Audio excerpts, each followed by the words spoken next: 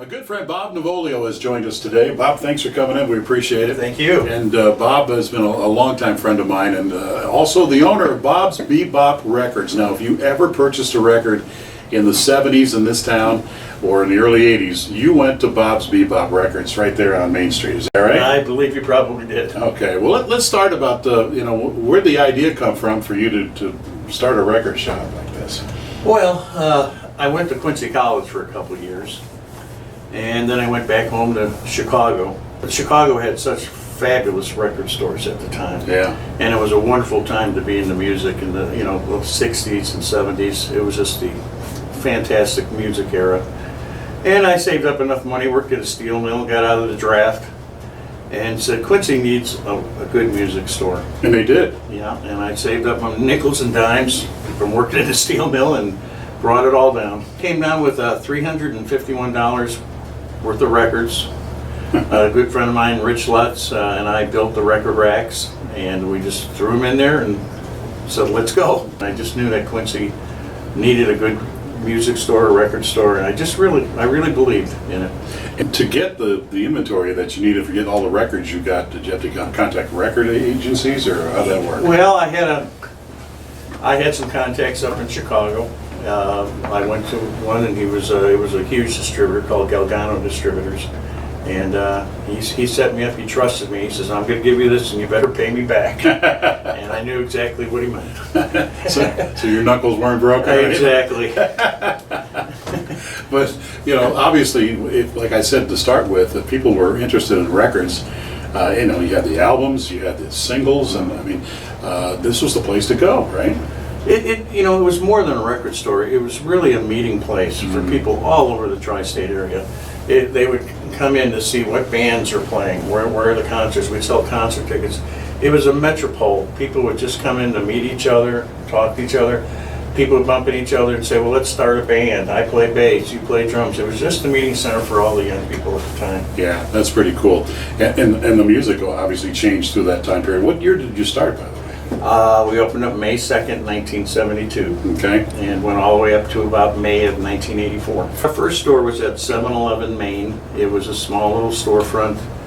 We cobbled things together. It became very, very successful. And probably around 1977, we expanded by going across the street to the corner of 7th and Main, 700 Main, and expanding. And we also added stereo equipment.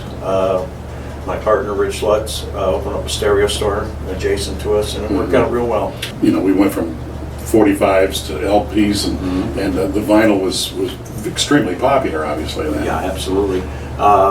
We sold thousands, tens of thousands of 45 records and LPs. It was just wonderful. I mean, the LP, the record era, was just a golden era, and people are still, they're coming back to it. You still have a lot of those at home, or what? Well, it's funny you mention that, because I just sold my entire collection, lock, stock, and barrel, to a record collector shop up in Chicago, and it was a mighty big load of records. So it started in Chicago and it ends in Chicago. It ends in Chicago. They were in big demand.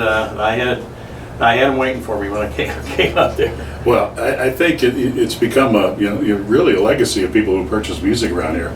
The name Bob's Bebop comes up automatically here, I think, and that's a testimonial to your store. Well, I feel good, because I feel like I spread the gospel of good music, of rock and roll, and I feel like people were, their minds were opened up because of the availability of good records and good music. And they're purchasing the music, obviously, but it also was a place, as you talked about, for a lot of local musicians to hang out. Absolutely, it was a place to talk music, to talk records, to talk bands, to trade musicians. It was funny as people say, my older brother came back from Vietnam and was playing these albums, so they come back and they want some nostalgia and they go searching for those albums. Yeah, and I wonder how many people have had this T-shirt too. I mean, I don't know if you can get a good look at that or not, but Bob's Bebop T-shirt, and I imagine you had plenty of those made while you were in business. We sold thousands and thousands. As a matter of fact, I got a funny story.